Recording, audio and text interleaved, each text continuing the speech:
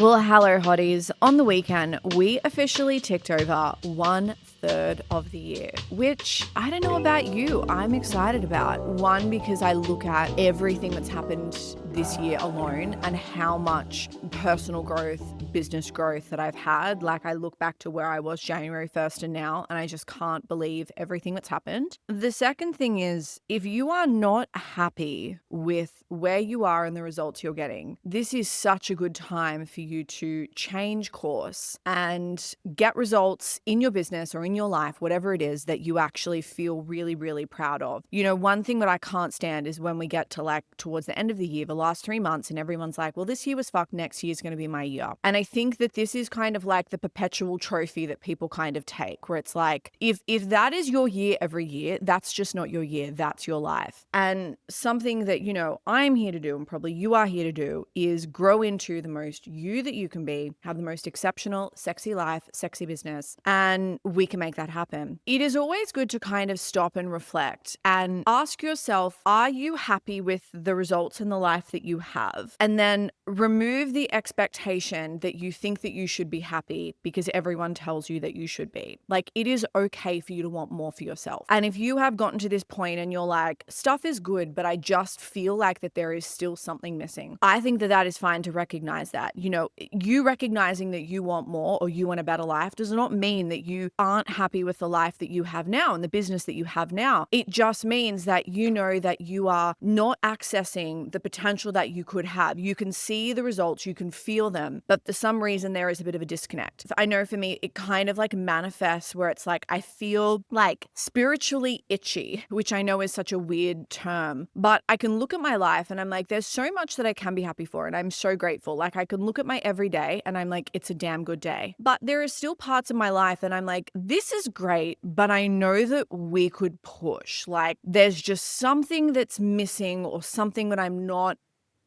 doing. And I love when I get a sense of this because I feel like that I'm kind of on the cusp of something, like some big growth period that I'm about to go into. I think the first step is firstly identifying how you kind of talk about yourself and things in your business. You have to make sure that you are not making what you actually hate and your perceived shortcomings part of your identity. It's like, so you can't become an amazing entrepreneur if you tell yourself that you're a bad entrepreneur, because with what we tell ourselves, that is just going to keep showing up because it's like this constant affirmation that we are repeating. And you know, if you are saying I'm bad at business, I'm really disorganized, I never have enough time, I'm terrible at sales, we need to just stop and be like, we're not describing our situation when we do that. It's like we are predicting our future by what we tell ourselves. Just decide that what you want is now your current identity. And it is interesting that, you know, I think that people think that I probably earn a lot more than I do because I have the identity of someone that like basically owns the fucking building. Do you know what I mean? That is the identity that I have. And even when we are having like a broke week or if there's some kind of fuckery happening, I don't let that kind of latch onto me. I am like, I am passing through this.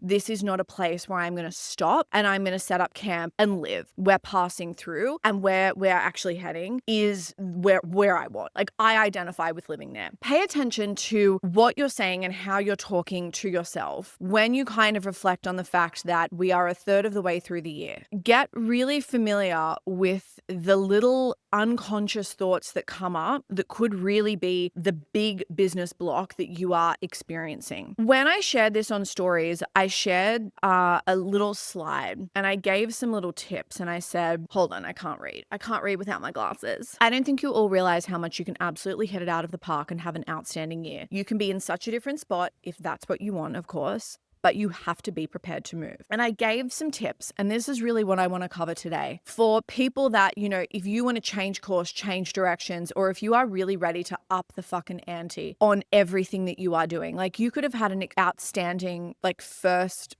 third of the year. This is where we get to kind of maximize that. And it's like, what would it look like if all of the cool stuff that you did in that time was your next 30 days? And that's what I want you to think about. It's like, I want you to look at all of the good that happened, all of the growth that happened, and ask yourself, what would it look like for us to condense this down and have that be our next 30 days? So you could do something really fun here where you could be like, let me actually go and look at my sales and what I've made for the first third of the year. And what would it look like for me to make that in the next 30 days? You may want to look at clients. You may want to look at content or reach, but pick something in your business that you can aim for and set yourself a challenge that this is what you're now working towards, where we are going to condense down what happened in that first third of the year into this period and really focus on just going balls to the wall, getting that result, getting it done. And what you'll start to do when you think about this, and it's like you're not actually comparing yourself to anyone else. You are being competitive with your past self and you are setting your future up in a really beautiful way. Because I think a lot of the time when we don't get business growth that we want, I know exactly why this happens, is because we are looking backwards, seeing what we've done, and we are designing our future from that. It's like, well, if we did this in a month before, then let's just kind of add that same limit. And there is a disconnection if your plan to be the best that you can be is dictated by what you did last month. Like, can you see here how it's like you're not improving your cooking skills if your cooking is still making Vegemite sandwiches? Like, you know that you can do something more. Why are you limiting yourself with what you're doing? Okay, so these are the tips that I shared. The first one, you are going to make decisions faster. The quicker that you can make decisions, you are going to become such a better entrepreneur. I think a lot of the time we put pressure on ourselves on making perfect decisions and making the right decisions, and we delay so long because we feel like that we need to get enough data, we need to study, we need to ask chat, we need to ask Claude, we need to ask the DMs, we need to ask our mum, we need to ask our dad, we need to ask the group chat, we need to ask our clients. And we have taken so long that the problem is that we're not actually making a decision. We are just adding more people's opinions into things, which then make things more uncertain. I am so for making bad decisions because if you need to continually get things right to move forward in business,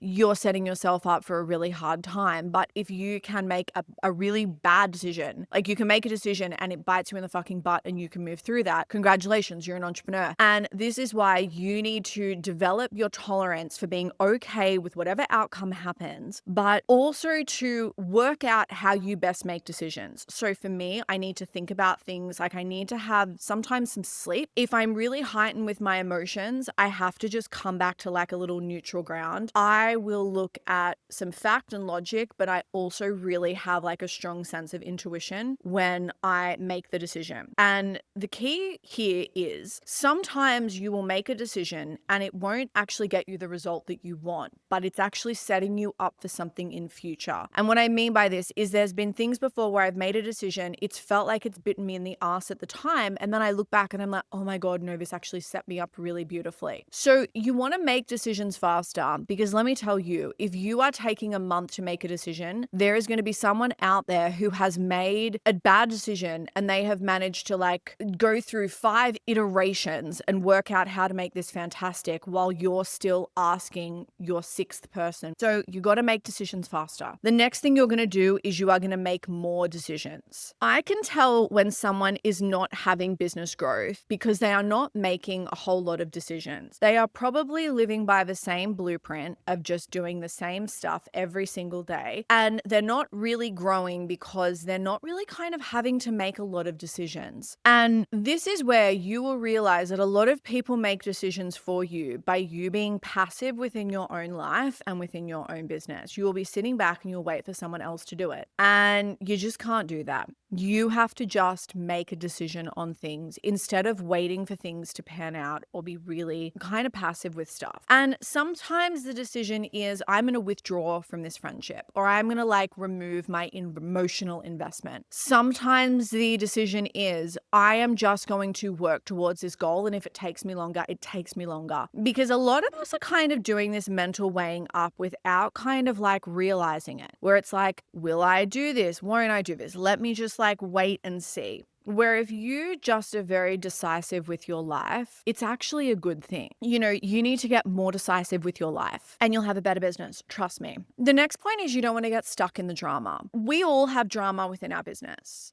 but you have to ask yourself, is this something where a whole day of energy should be devoted to this. And what we don't realize is we perpetuate drama. I see this a lot on threads where people will kind of go and they'll use that as their outlet. And it's like, I understand that this is making you feel better by you getting it off your chest, but you are revisiting the drama every time someone comments or you go and reread it. And that is getting stuck in it. I think that everyone needs an outlet to get stuff out, whatever that is. For me, I love to just kind of like be in my thoughts, listening to music, cleaning, or going for a walk. I like to sometimes talk about things, but for the most part, I like to just process stuff myself, because then that way I can come up with my own thoughts and feelings about a situation without having someone else put it on me. You know, I will talk to people, but a lot of the time I need to just kind of sit and think about how I feel, sometimes have someone validate me or offer their own perspective. But for the most part, you know, it has been a real thing that I've had to learn, because this is something I always did, would I would perpetuate so much drama and it would really blow things out of proportion. And it's like, we need to get really clear on, you know, if the drama is happening, why is the drama happening? And sometimes this calls us to have a higher standard for ourselves, but it can also be something where we decide that we just have really bigger things that our attention needs to go on, and that we're just not going to get pulled back in the small shit in our business. Okay, next point. Again, building on. You got to be more committed to solving problems instead of continually talking about them. This was something that I used to do all of the time. But it is interesting coaching people, and I've had this with clients on and off since I've started, is I will have clients and they're like still experiencing the same problems. And I'm like, the reason that you are experiencing the same problems is because what is absent is the lack of action, but what is in abundance is you continually talking about stuff. And you talking about stuff is not going to have like God come down from the sky, part the clouds, wave his little wand and be like, here you go, I fixed it. Because quite often, a lot of what actually has to happen is we have to present action. And the problem will just disappear a lot of the time by us actually going and making a decision and doing something. So you can talk about stuff, but it is really interesting that I will have people that will be happy to rant for me for 20 minutes why they can't do something. And it's so interesting that I'm like, we've just spent 20 minutes talking about this when you could have actually had your solution and results in that time. So I'm not saying bottle things up, but I'm saying pick your fucking battles and ask yourself, is this something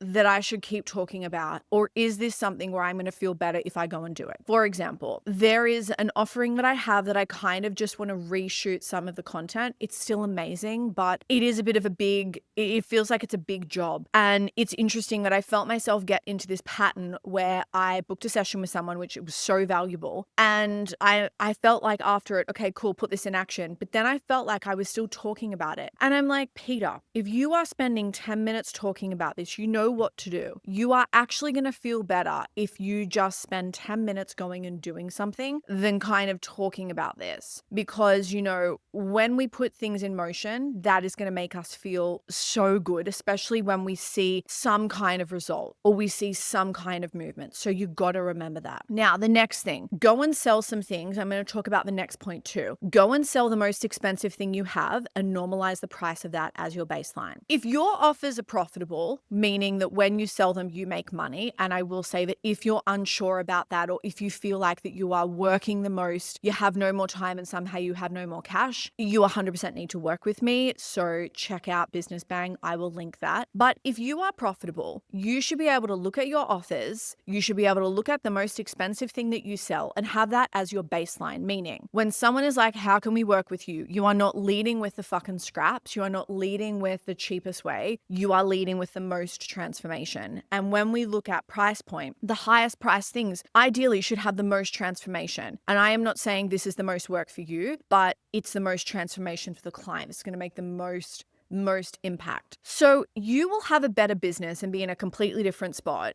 if you just change up what you are selling. Let's look at this logically. If I sell my $35 offer, and on every podcast episode, I'm like, go and buy my $35 offer, I'm going to have to sell a lot of those to make up for one sale of Business Bang on a payment plan, which is $9,000. It is going to be easy for me to sell to my audience one Business Bang in a month than sell to my audience $9,000 worth of a $35 offer. The amount of time expenditure, conversations, tech support that has to happen, it is going to be a lot. And you think about it, it's like when we look at time and energy expenditure, a lot of us want a business that is not going to be so demanding of where our time is going. And if that is you, if you feel like that you are working a lot and you are not making a lot of money, or you don't want to do a lot of content, you want to scale things back, the smartest thing that you can do is go and sell your expensive stuff. And then on top of that, the next smartest thing that you can do is to normalize the price and make this no big deal. I'm at a point now where I'm like, Business Bang is so cheap, I think we need to up the price. And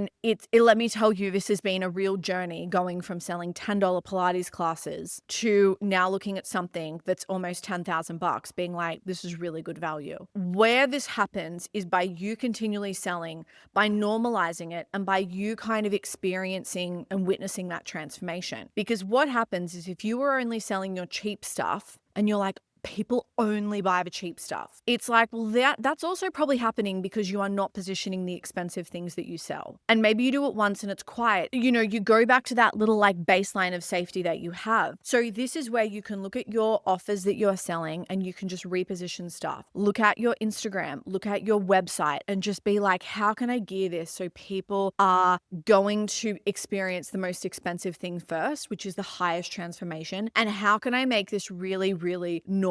So something that I do is, and probably the best tip if you have been selling a lot, especially if you're service-based or like you sell retainers, is to go into your Stripe or wherever you can look at your customers, look at the lifetime customer value of that customer and look at how much they've spent, and realize that they've probably spent that without you being conscious of it. And the more normal that you make these big sums, it's like if we were thinking about, you know, that $9,000 offer, if I'm identifying that I can easily sell $30,000 in total of services, then the 9,000 feels easy. So you can start to do things like that. If you don't have evidence, I want you to think about how you in your life have just paid for things and how you're so willing to pay for stuff you just don't care. It's like maybe you've bought a car, or maybe you've bought a house, or maybe you've gone on a holiday, or you've had a wedding, or you've bought something and you were like, I don't care how much this costs because I want this. Like, this is something that I want. And how the person didn't really have to sell it to you so much. You were the driver of that sale because that's something that you want. So you can remember that there are people that are out there like that are happy to spend money. So you will have a better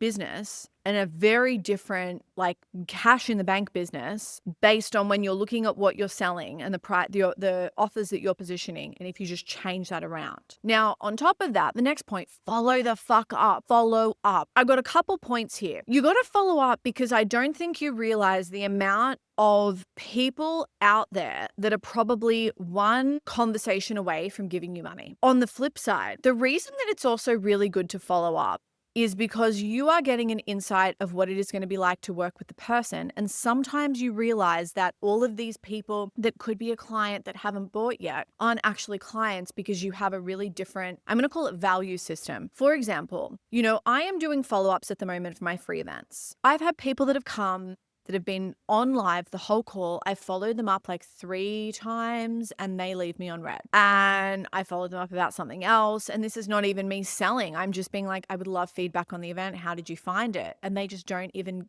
bother to write back to me. And I'm like, oh, okay.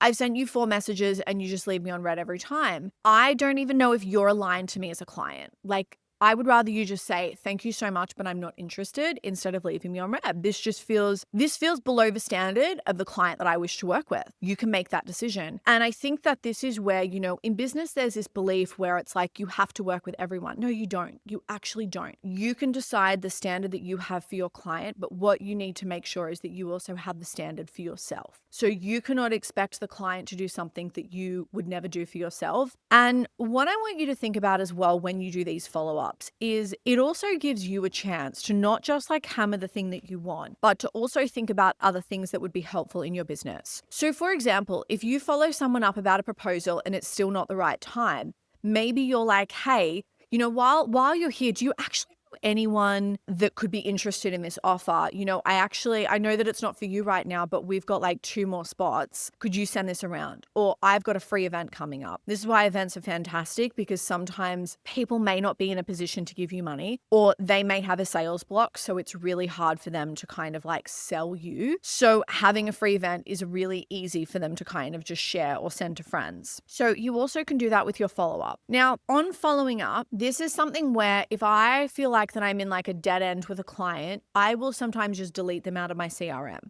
As I said earlier, the follow-up stage is a process where you get to feel into, is this client for me? And if this, we've had some people where they've left me on red for a year. I'm like, okay, cool, we're done. This is dead in the ground. This is not even a vampire. This is not coming back. Like, this is just dead. I will delete them out of my CRM. And what I want you to do here is, I see this as a process of like closing loops. Why I like this though, is I then have an answer. And then because I have an answer, I have mental clarity and I have space. And I'm not kind of like ruminating or thinking about the person. I now kind of know what's happening. And this is so freeing when you have this like mental clarity. So what I want you to think about is, what are all the little loops that you have open? And this could be conversations that you need to have, or stuff that you need to do, or people that you need to get back to. For example, like I have in my inbox a to-do later folder, which is terrible because if I don't have space that day, stuff just basically goes in there to die. There are people that I've said, I will follow you up about my trademark in like 2 weeks, and the 2 weeks is here. And it's the kind of stuff where I'll be thinking about this, and it's like, as I go to do the other important projects, sometimes where I feel overwhelmed, it's not the project that's making me feel overwhelmed, it's the fact that I'm juggling my whole to-do list and all of the things that I have to do. This is where, Brooke Castillo style, I would do a big like thought download, like a big thought dump. Where we're lucky now is you have your apps like Claude and ChatGPT, where you can just have the app on your phone, you can press record and you can speak into that and verbally dump that out. I learned this from my client Brooke from Rightway VS, and that's right with a W, about, using the dictation feature. And I love this. If I'm feeling super, super stressed and I've got so much on my mind, I like to just walk and talk, and I will get on my treadmill or I'll go and walk for coffee, and I will say, hey chat, I've got like a whole heap of stuff to do. I'm just going to voice you my to-do list. Can you please like categorize these so I can kind of batch these off, so I'm working on similar tasks and getting them done? And it'll be random stuff. Like when I mean random, I mean the smallest little minute things, where it's like, throw out moldy strawberries in fridge. Because quite often when we go to, I think, like do our to-do list and we think about closing loops, we think about the big stuff, where when we feel overwhelmed, it's not just the big things, it's all of the little small things that we remember to do. And then what I also love to do here is, when I get my to-do list, I love to do some like little gamification. So I'll either set a timer or I'll put on a soundtrack, and it's like, let me do this before this song finishes, or let me do this before the timer stops. The mental space that you will have from closing loops is incredible. My beautiful friend Ali unfortunately passed away in 2022, and one of the last conversations that we actually were having, it was about having like a difficult conversation. And she said she was really into like manifestation and like magic. And she said once, she's like, when you have difficult conversations, you create space in your life. And when you have space in your life, magic can flow through. And I think about this all the time when I feel like that stuff in my business is stuck and that I don't really have like a lot of flow. I'm like, how can if I want magic, what can I do to let that flow in? And, it's things at the moment where I want to sell some clothes. I've got some stuff like under my bed. I want to put some things on Marketplace. And it's about getting that written down, because, I've got this dress that I bought that just doesn't fit my body properly. It's never going to look fantastic on me, which is fine. So I'm going to sell it. But it's like, I've been talking about this for 8 months. I need to just go and do it. I've got to go and close that loop, because if you ever feel really creatively constipated, a lot of the time creativity is just not going to flow in, and good ideas are just not going to flow in, because all of this space that could be like filled with that, it's you juggling your to-do list. So of course you're not being creative when you're thinking about everything everything that you have to do. So spend some time and just write down like all of the outstanding things that are happening, what has been dragging on. Like I want you to think about what you've put in motion since the start of the year or maybe the start of the month and be like, if I could just snap my fingers and have this like as a solution or finished, what would it be? And write everything down and just go and do it. And you think about it, like I've given you a lot to think about in this episode and a lot to do. If you do that, you will have better business.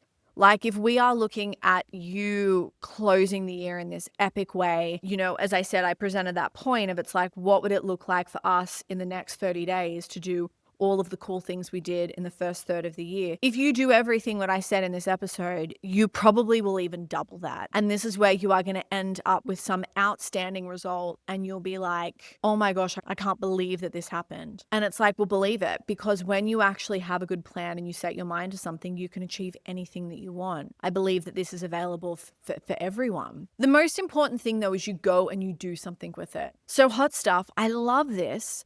Before we close this podcast episode, I do want to say that, you know, if you are after mentorship and coaching, if you are after some sexy consulting, come and find me, slide into my DMs or send me through an email. Hot stuff. I love this. I love you. I love you more than the fact that last night I was in bed and I was looking at my tulips and I was like, they don't look too crash hot. And I got up with the intention to water them. And as I picked them up, all of the petals like fell off and they all fell off at the same time. And I thought, isn't this weird that they've just been sitting there just so perfectly, but then when I add just a little bit of force by picking up the vase, the petals fall off. And when I was looking at them, they kind of looked like this silk, but this like suede silk. They were beautiful. And I held them up to the light and it took me back to, this is going to sound so random, but I remember sitting in my family computer room looking at the old Versace website and it was the fall,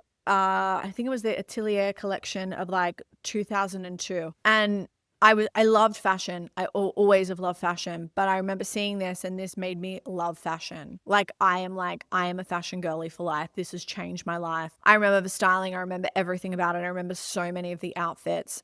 And when I held it up, I remember this particular dress and it transported me all the way back in time. And then I thought about, I think it was the 2003 collection. There was another dress and I had to go and find the pictures. I put this on Instagram. I was like, guys, I promise I'm not high, but when I look at this through the light, it reminds me of like this particular Versace dress. I keep thinking about it. I took all these pictures on my phone of like 30 pictures of the phone of this fucking little petal and how beautiful it is. And don't you love that? I think sometimes like we wait to be wowed in life, forgetting that there are just so many like little things that are just so beautifully overlooked. And what we need to remember is like why artists are so incredible is often they capture the overlooked or the ignored. And we look at it, we're like, oh my gosh, I can't believe I walk past this every day, or I can't believe that someone thought about that. So holding this like little petal, this like half dead tulip petal up to the light, I was like, oh my gosh, this is just so beautiful. So when people are like, what do you do when you don't have a TV? I just do weird stuff like that. So I love you more than that. I love you more than one of my new little friends from my coffee shop, Aziz. Obsessed with him. We had a conversation and he is the one that has got me back into like being really grateful about things. He said to me, is like, you know, every day just like say like a little, like a prayer to the universe or God or like a little gratitude list. And he said, your life will just get better. And it's funny because my Virgo self was like, how? What's the process? What will the outcome be? And he laughed and I'm like, no, I trust you. So I'm going to go and do this. I love you more than my sexy co-working space. So this is part of like a bigger group called the Commons. And I think that they said across all the locations, there's 18 now, there's like 9,000 members. Isn't that just obscene? And they opened a new location in the city. I got an invite. We love it. Not everyone was invited, but I was invited because let me tell you that when you build connections and you are a good person and people like you, that is going to open doors. You don't need to be the best. You don't need to go to a good fucking school. You don't need all of this crap. You just need to be a good, likable person that is a people person and doors will open for you. So I went to this. It was really beautiful. And I remember like standing and just looking around being like, I can't believe this like little Maitland girl just picked her life up and moved to the big city. And now her business is in Chirac and she's getting to go to these awesome events. And she did it by herself. I love you more than that. I love you more than lamingtons. I love a good lamington. It is hard to get them. I think one of the problems is in Melbourne, everything they've kind of made like really chic, where I want like a country bakery lamington. I want mock cream. I want that gelatinous, overly sweet, very stiff crap with some like jam that's not even jam. It's like jelly, like there is no seeds in it, but the sponge is like so soft and it's really big as well, but so fluffy. I love you more than that. My mum bought some from Woolworths the other day because I just wouldn't shut up about these lamingtons. I love that she thought of me and she went and found them. But I love you more than lamingtons. Yeah, I do. I do. Hottie, we've had a long one today and hopefully you have loved it. I've loved recording it. If you have loved this episode, wherever you're listening, make sure to subscribe. If you can, leave me a review. If you're on YouTube, leave a comment, thumbs up, and just be sexy. Go forth, be sexy, have a sexy day, be your sexy hot self, and I will see you on our next episode. Mwah.